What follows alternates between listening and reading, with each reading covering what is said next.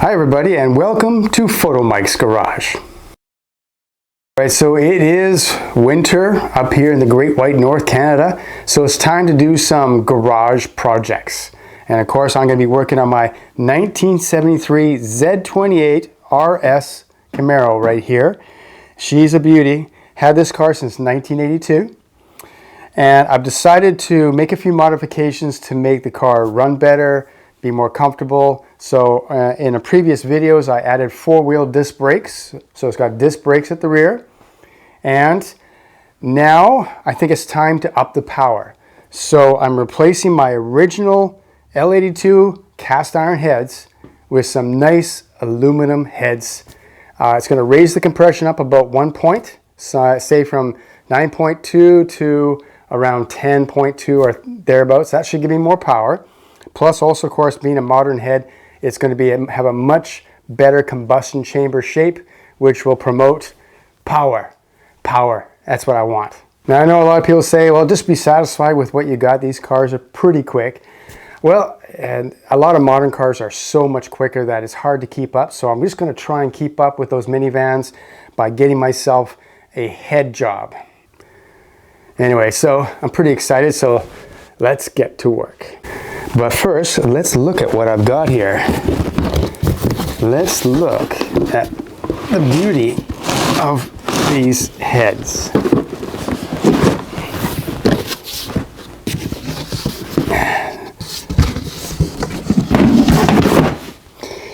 First of all, it's kind of hard to do this with cast iron heads, but with aluminum heads, you can.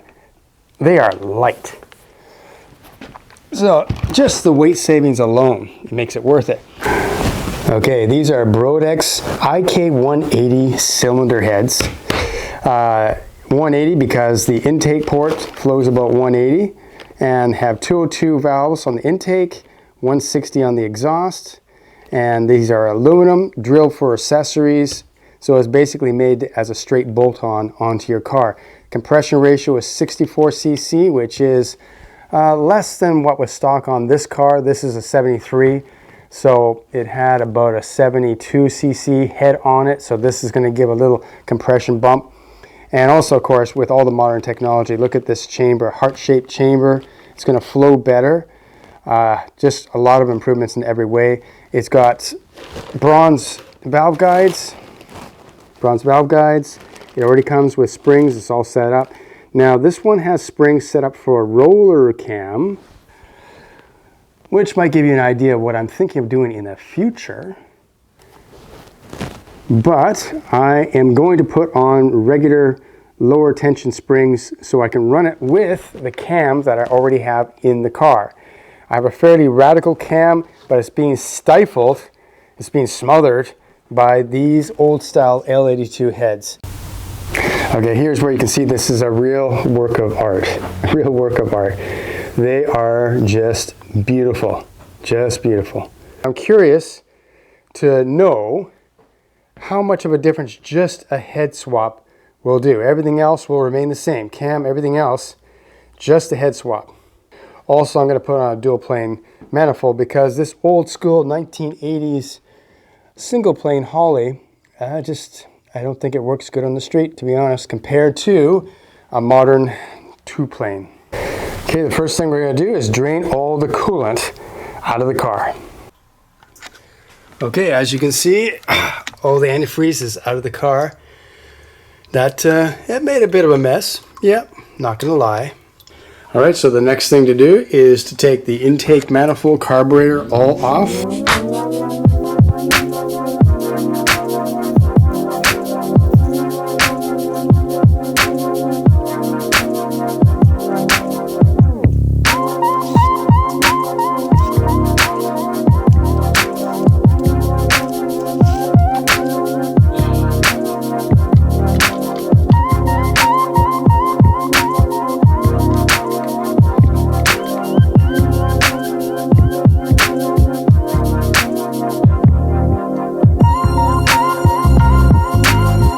She come.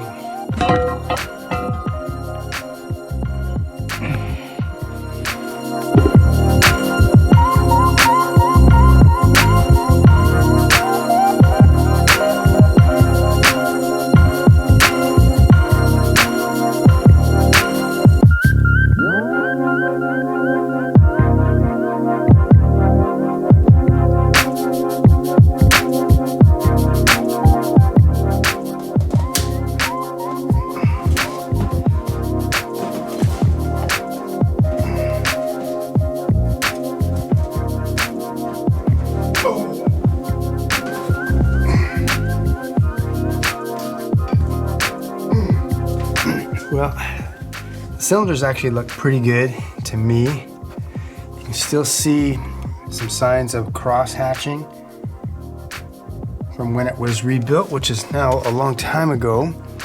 There's a few scratches, but it looks pretty good.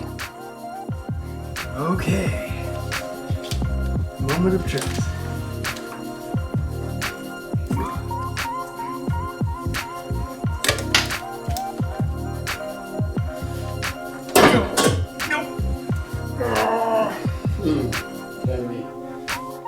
All right, you can see that I've got my two heads off. My V8 motor looks pretty bare. I've got this all cleaned up too. We'll have a look at that in a second, but right now I want to look at the heads. So these are L82 heads, and they're not in bad shape. There's a lot of carbon. Yeah, a lot of carbon. This car's been running rich for quite some time, and I'm not sure exactly why, but there you go. And of course this has aftermarket springs on it because it has a different cam in there. This hasn't got the original cam. If you watched another video I made about degreeing my cam, I found out that this has a 234 degree duration at 50, which is quite a bit. Has a 465 lift, and on both intake and exhaust, the duration is also the same on both intake and exhaust, and has a 109 degree LSA. So this is quite a little cam. A lot of duration, not that much lift compared to modern cams, and a kind of a tight lobe separation angle, 109 degrees. So that makes this really interesting. That explains why it's really pretty soggy down low. It doesn't have much power down low. That would explain that. And these heads are holding back that cam because these heads are 1973 smog heads basically. These are not the same heads that are on the LT1 from 1970. This is the L82. Different heads. It's got larger combustion chambers to lower the compression. So 76 cc compression, sorry, 76 cc combustion chambers. So, and also it does not have a very efficient design, so it doesn't breathe that well. Now this has been ported. This head has been ported by me. So you can see that these intakes are actually pretty large. So I did some work in here, but the basic combustion chamber, there's nothing much you can do about that.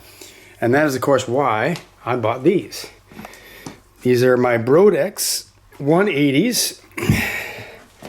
So these have a much better combustion chamber, and also this is 65 cc volume on the combustion chamber. So that's going to raise my compression ratio from about 9 to 1 on the old heads, maybe a little bit less. And this should now be 10.2, 10.1 to 1 with an 030 gasket. So that's going to raise the compression up. That's going to mean that I'm going to have to use premium or maybe even additives. I'm not sure, but yeah, there you go. Now let's go back to the block here. We've got flat top pistons with a valve relief. This would be what the stock piston would have been like. And this engine has been rebuilt by me.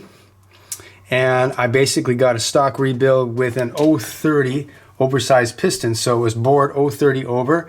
And as you can see, there's still cross hatching in the cylinders because this was rebuilt in the 1990s, but I haven't really driven it that much over all these years. So it still has some cross hatch. Okay, we go to the passenger side on the block, and I found something really interesting, which I've never noticed before.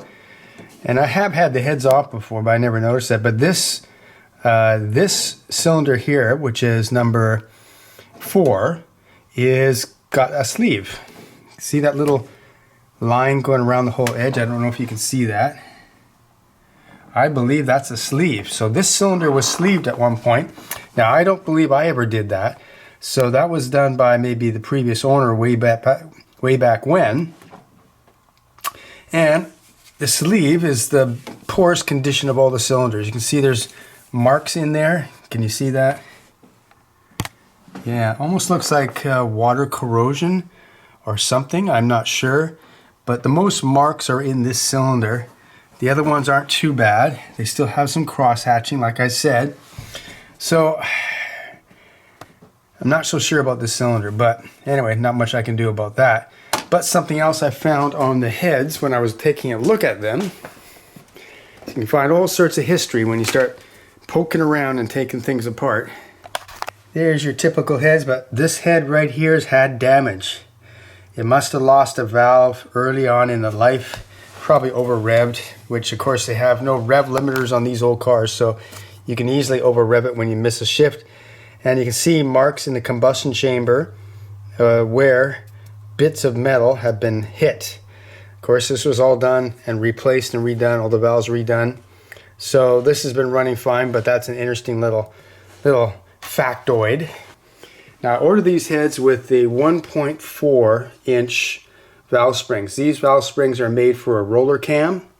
And so I'm gonna have to take these off and put on my original valve springs, that came with the cam that I have in the car. So I'm thinking that will be no problem at all. So that's the next step. Get the springs off of these heads and then exchange them and put them on this head. And then we're gonna put it on and see what happens. Okay, so I'm just gonna take off one more spring here off of the new Brodix head.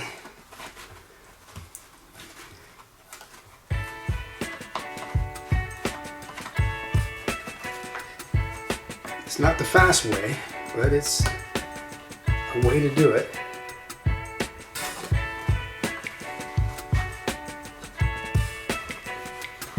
Get a trusty magnet and we try and take out those keepers.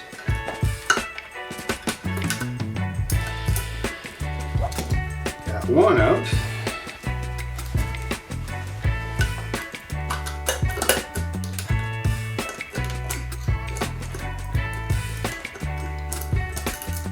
Got the other one up. These are off the old heads. There they are. And now they're gonna go on to the new Brodix heads. I've already got this one on. And the installed height is very close to where that's supposed to be. So this is supposed to be around 1.8. And so far this is around 1.82. So that's not bad. So now we're gonna take off all these springs, put them in a box, store them for later, put all these springs on these heads. Okay, I've got all the old springs off, put the new ones on, or the new old ones back on. And this does take quite a long time, unfortunately. Doesn't seem to be any real fast way of doing it. Here are my beautiful Brodix head gaskets. Chevy small block Brodix. It's 4030. So this is a gasket made for a 030 overbore. So it's gonna fit my head perfectly. And also they have a compressed thickness of 0.036. So not super thin, not super thick, just right. And this is a multiple layer gasket. And so this is gonna really seal that aluminum head to that iron block. Yes. Oh. Well, it's pretty lightweight, but it still weighs something. That's for sure.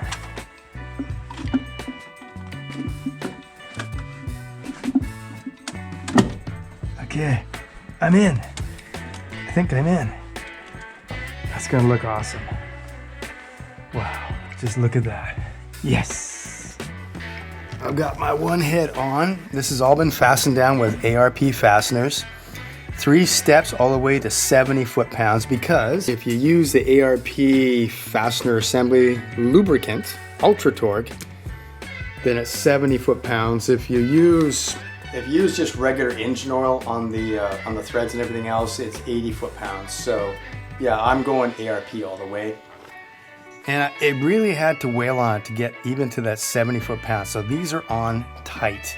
Really, really, really tight. And of course, all the threads are sealed at the bottom with thread sealer, because a lot of these bolts go into the water jacket.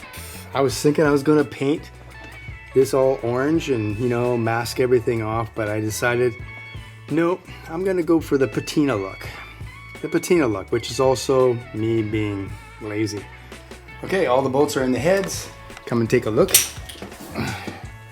Nearly tripped on that. Okay. Now, you gotta admit that that looks good.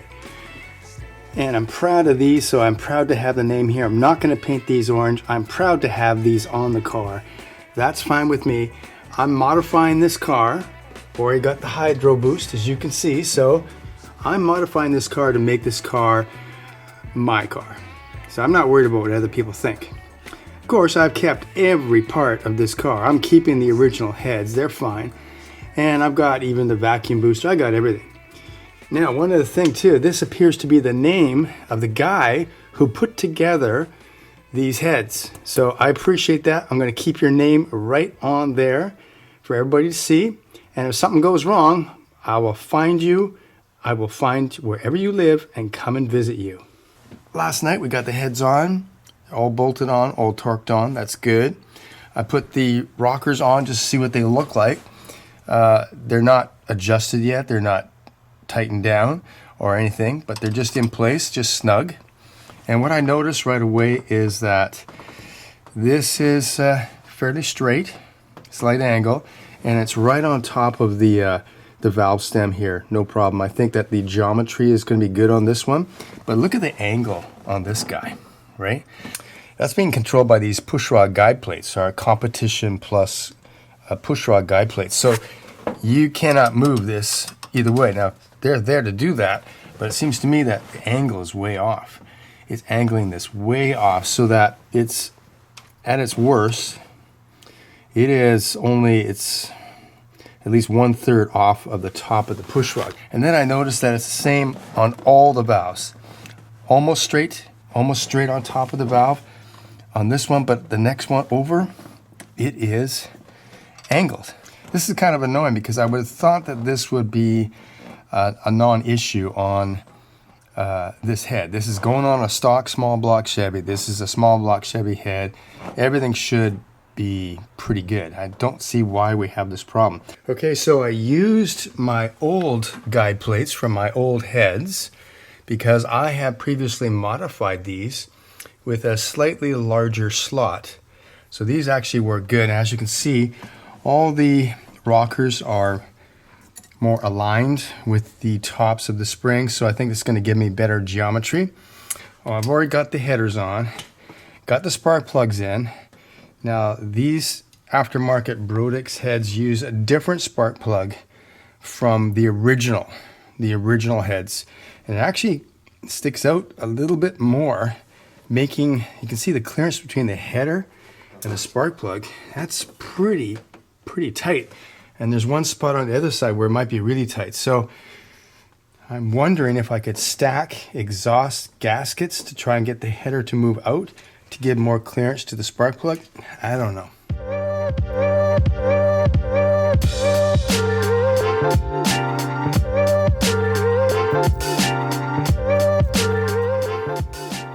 All right, everybody, it's ready to go. I've got everything back together, radiators back on, full of water. I've got oil in the motor. It's looking just beautiful. I'm ready for my first start.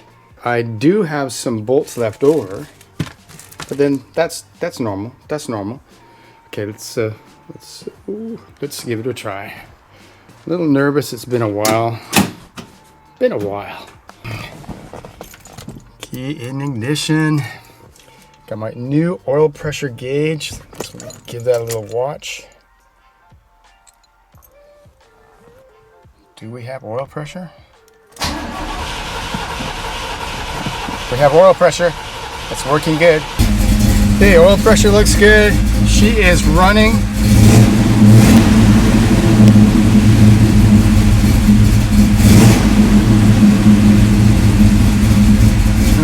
She's running. All right, everybody, there you have it. My new Brodix heads are installed. And as a bonus, I did not destroy my car. Anyway, the next step is to take the car out for a test ride and see if it actually performs better than before. But for now, thanks for watching Photomikes Garage. I will see you next time.